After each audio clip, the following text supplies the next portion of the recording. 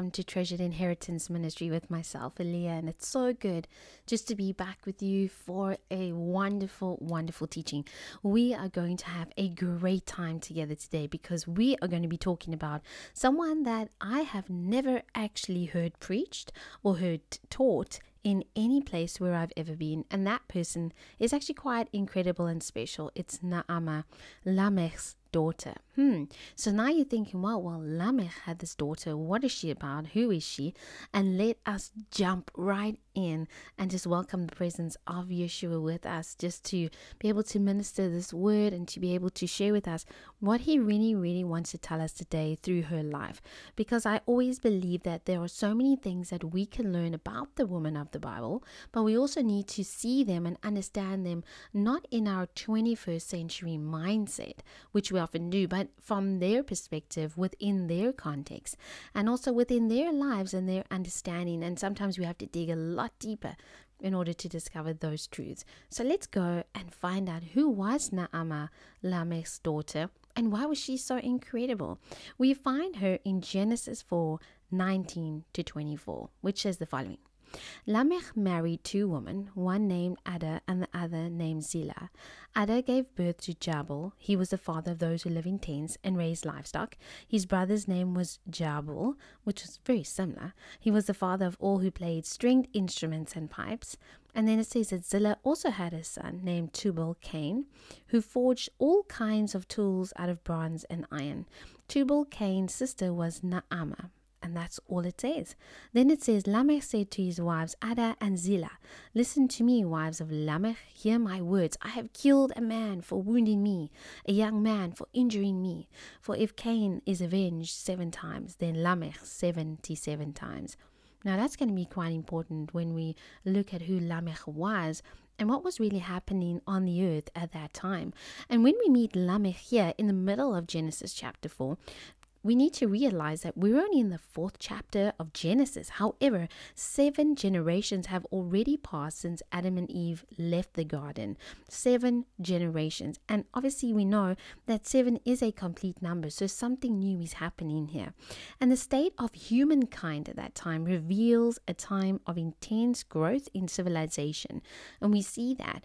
And there's intense violence that's happening upon the earth as well. And Lamech himself is at the center of that conflict right here in Genesis chapter 4. He is at the very center of conflict. He's talking about killing a person just for wounding him. And so, humankind has got into a very strange place. His boastful words are full of bloodshed, they're full of malice, they're full of murder, and they really reveal to us, even though only 7 generations have passed since Adam and Eve have left the garden, there's a revelation here that's taking place, and it's showing us that there's an escalation in warfare, there's an escalation in battle that so characterized that time period, and there's this violence that's starting to earmark the family of God, because the family, there's always been a line that Yahweh chose right from the Garden of Eden to follow through and where he would bring the promised Messiah from. But here we see this violence beginning to earmark that family. And throughout the books of the Torah, and especially Genesis, because of course Genesis is a story of one specific family and it's told through their lives. This is the family that's chosen to be in covenant with Yahweh, and we see that. But here we see this family, we understand this is the featured family, so to speak, and we see Lamech at the center. And what is actually really going on? So let us draw out the dynamics of this 7th generation family. And from them, and from this tiny bit of information we learn here in chapter 4 of Genesis, we learn a few new beginnings. We learn some new things. 7 generations, lots has happened. What is the culture? What is the context? What has taken place from this beautiful Eden that was right there and present at the very beginning? A lot has happened. The first thing that's happened is polygamy has started to become something that people are practicing.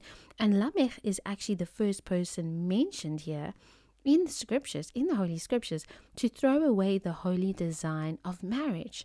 And that is, we know, with one man and one woman. Instead, we read here that Lamech is this very first man that we're introduced to in the scriptures that says he's taken 2 wives. So polygamy is now starting to become this normal way that the chosen family of Yahweh is now operating, and that's very problematic. Secondly, we learn about the first building of cities. Now, people are no longer happy. They're no longer satisfied with just pastoral living, that's living in tents and just moving around from place to place. So now they are building homes.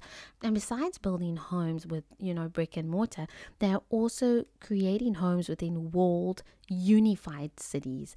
And that sets up the Tower of Babel that's gonna come, because here people are now becoming unified. They're building these cities, there's walls around these cities, and something is happening. This unifiedness is happening within the cities.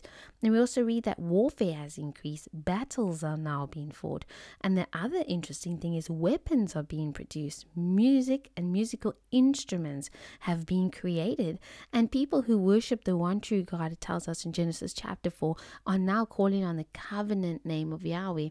It says that people began to call upon the name of Yahweh, which is really interesting. So there's a lot that's happened. We look at generations, we look at our generation, and we see things happening, and we see growth, and we see technological developments, we see human developments, we see conservation developments, we see all these things that are happening and growing within our generation. But what we tend to forget is that every generation has its own problems, but it also has its own growth. And so in this 7th generation family, they are now alive in a time where new things are happening, and we need to understand those new things in order to understand the family, this particular family, and in order to specifically understand Naamah and who she was and her role and what she was doing at that time.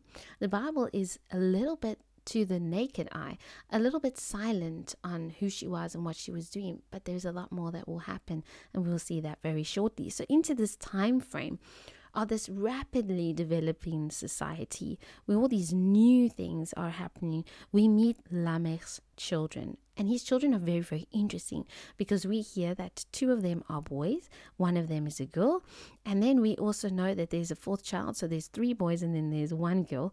And then after the mention of Eve in the first generation of humankind, now this is very, very significant. After we know about Eve and her name is mentioned in the first generation of humankind, we do not encounter another woman's name until the 7th generation appears. In other words, now is the time where there is something taking place. So 7, as I mentioned previously, is a number of completion. And it's a number that doesn't only mean something is complete, but it can also mean that something has ended. And it means that something could also be filled. And that is why the Sabbath falls on the 7th day of the week, because it was the day of completion. Yahweh had created the world in 6 days, and his work was beautiful, and it was good, so good. And then he rested on the 7th day, and his work was complete. And so that's what happened as well, is that this number 7 marks this time of completion and fulfillment. And as I mentioned on previous teachings to you, and I mention it all the time, is that when women's names appear in genealogies of the Bible, it's very, very interesting and very, very significant, because women's names in the Bible do not often appear in our genealogies. But when they do, what do I always say? We have to pay attention. Why are they appearing? Who are they? What does it mean? So we know that Lamech has a daughter named Naamah. And Naamah and his 2 wives are almost on the peripheral of his story at this stage. In Genesis 4, we read in his words what he's saying, what he's doing. This man of bloodshed and wanting other people just to boast in his glory and in his violence. But his children, and it's interesting to know, his children are mentioned with vocations. This is another point of their rapidly developing society. They no longer just, they're with the grain, they're with the sheep. They're actually doing vocations now. Things are changing, and they're part of that change. It's kind of like, well, the world is hustling, so we're going to be hustling. And his children, each of their names is coupled with a very specific gift, and which contributed of course, to the heightened development of their society, we cannot overlook the fact that Lamech's children were actually very, very influential. Who were they? Well, the first is Jabal. He became the father of those who live in tents and those who raise livestock, which is really cool. His brother was Jubal, and he was the father of all who play stringed instruments and pipes. And remember what I said to you earlier on, is that this was part of the rapidness of the development that was happening, was musical instruments were becoming real and people was playing music, and now he's the one that's the father. In other words, he's the originator of all of this that's happening with the stringed instruments and the pipes. And then we have Tubal-Cain, who forged all kind of tools out of bronze and iron. And that's very significant because, again, the warfare and the battle is increasing and people are now using weapons. And so he's got this knowledge of all these kinds of tools made out of bronze and iron, which is interesting. And then it says that Tubal-Cain's sister was Naamah. But in the text, we do not find a vocation mentioned next to her name. And you know, her brothers all have these vocations. However, there's something that happens when we examine the meaning of Naamah's name. We know on the surface her name actually means, in the Hebrew, it means pleasant or lovely. So that's maybe who she was: pleasant to look at, lovely to behold. Maybe she was a pleasant person, lovely within nature. But we also find that the stem root, at the root stem of her name specifically, is the word which means to sing.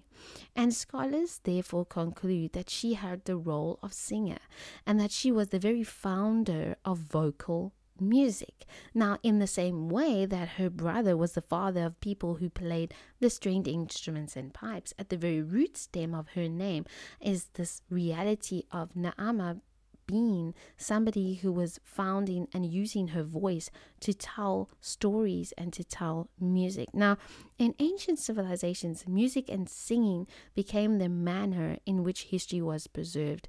The singer was primarily a storyteller with the role of encouraging others, leading people to worship Yahweh, and they also protected the stories of the family. They protected the stories of the family structure, the tribe, and they were very, very closely associated with that role, with being at the very center of the tribe, of being at the very center in the celebrations, in the worship, in protecting the legacy of the family through the oral storytellings and traditions. And throughout the scriptures, we have many women that tell stories, and they tell these stories in song, because that was how stories were told. It wasn't told by writing things down like we do today. It was primarily told in song. And so we think of Miriam in Exodus 15, and we think of Deborah in Judges 5, and we think of Mary's song, the Magnificent, in Luke chapter 1. And we even think of Hannah's song in 1 Samuel when she sang, and hers was a prayer, but it was also very much a song and a poem, something very, very deep that was happening there. And so women told stories through the words that they spoke. They used their voices.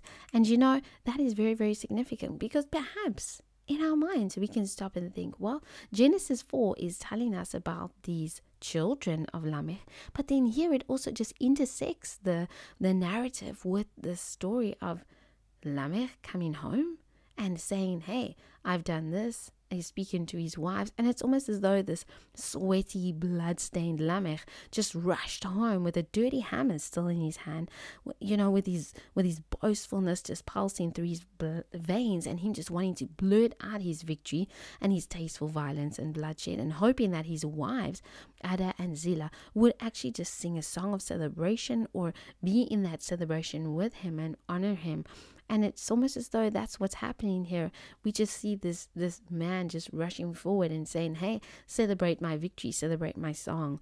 And, you know, no song came from their mouths because nothing happened there. We are not told that Ada or Zillah just glorified what he did, or glorified his legacy, or glorified the bloodshed. We don't find that. You know, Lamech basically sang his own praises. There was nothing really happening that showed us that anyone else was.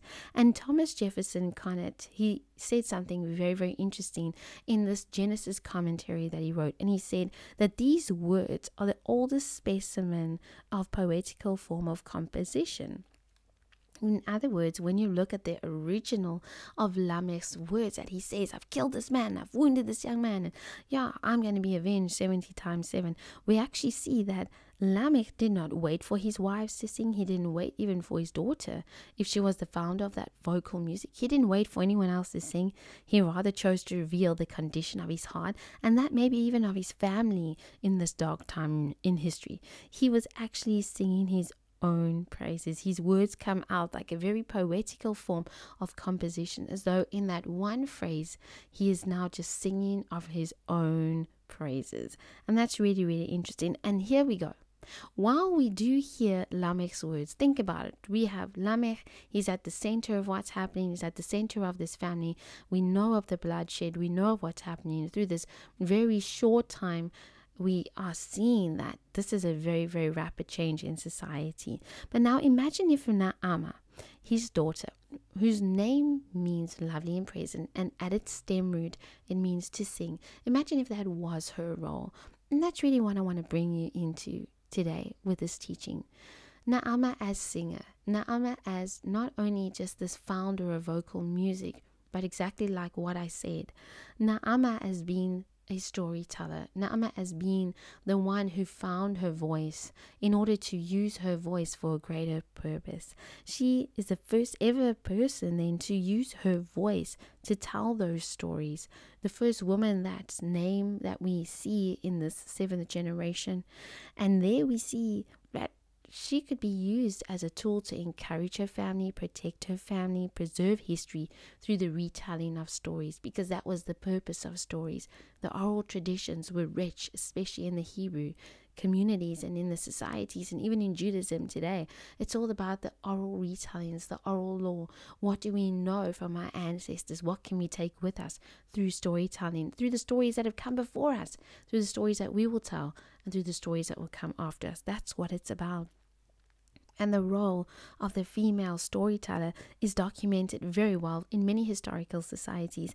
And like I said, even within Judaism itself, that role was so significant, because before anything could be written down, it had to be preserved by the mouth. But not only by the mouth, by the mind and by the heart. Naamah at the center of a family. Naamah as a woman who is using her voice, having found her voice to tell the story of her family, to one day be the one that sings it out, to sing it out for her parents, to sing it out for her generations, to sing it out for her grandchildren and for others who would listen. Lamech had a daughter. Her name was Naamah, and she was the founder of vocal music, and that's what the root stem of her name indicates to us, that here is a woman who we don't have it in the Bible where it specifically gives us her vocation, because as I've said to you previously, and it's something that we need to just make peace with, that it wasn't in the minds and the hearts of those who were writing and transcribing and just being the translators. It wasn't in their minds to capture the stories of women.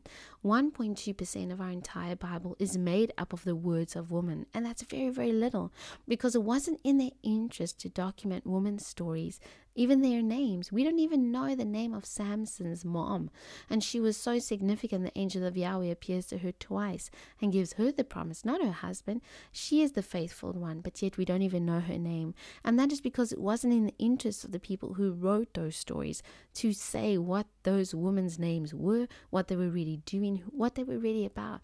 But imagine if women had contributed, or they had written history. It would be a very, very different perspective that we would know and have. And that is why our Father wants us to go into the Word, and He wants us to discover the truth about the woman in the Bible. I truly do believe that if we look at the context of Naamah's family, the context of Naamah's life and her brothers, what they were doing, that we will find a woman who is at the center, and think of her as a storyteller. And that's what I want to really leave you with today. We, each of us, have a voice. Sometimes through the things that we go through in our lives, our voice is silent, and we lose the power and the ability to speak with the boldness and the power that we really truly have been given by our Father.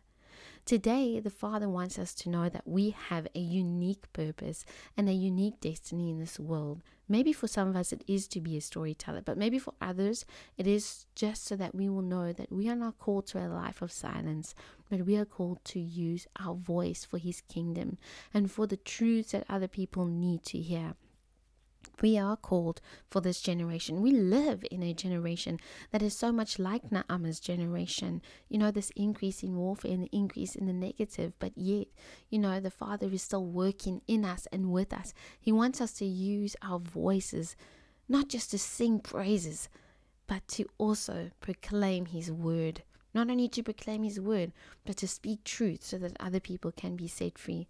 Imagine Naamah the storyteller. Imagine her just preserving the story of her family, the story of life at that time, and telling it, and being at the center of all that was happening at that time, with retelling, preserving, and passing on those oral traditions.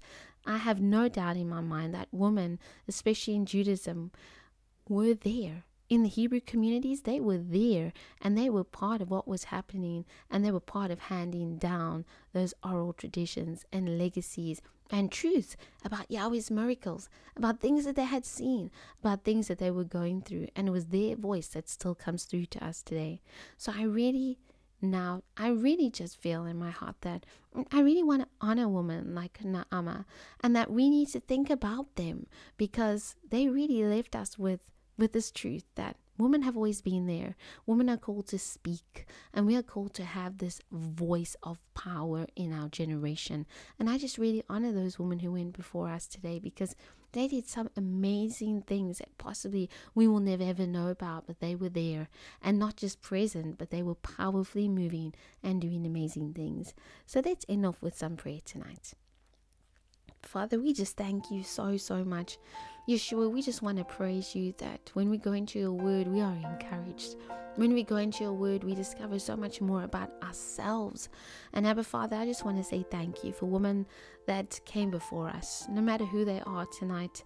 The nameless woman that we don't even know of, the faceless woman that we will never see or never hear of, Father. But I just want to say thank you today for women that went before us, for amazing women that weren't silent in their generations, but who created change so that we can experience change today. And Father, I want to pray a blessing over the woman that's listening to me today. I want to pray that she will know the power of her voice, that Father, she was not born or called to keep silent, but Father, you said speak, and speak loud, speak boldly, and speak truth, speak powerfully, and speak without holding back, and speak the truth that I give you to the generations, to the nations, to the people that I will place in front of you, near or far, family members or non-family members, anyone that I bring across your path. You are called to speak to them. So speak and be bold, be strong, for I will be with you wherever you go. You do not need to be afraid. You don't need to be afraid of them. Don't shrink back from before them. Allow me to strengthen you, because I will strengthen you. Do not be small in your own eyes, but be steadfast in my eyes. The way that I see you, the way that I am nurturing you and creating you and molding in you a heart that will cause you to not be silent. You will not be able to keep silent. You will not be able to keep silent when I mold and I shape you.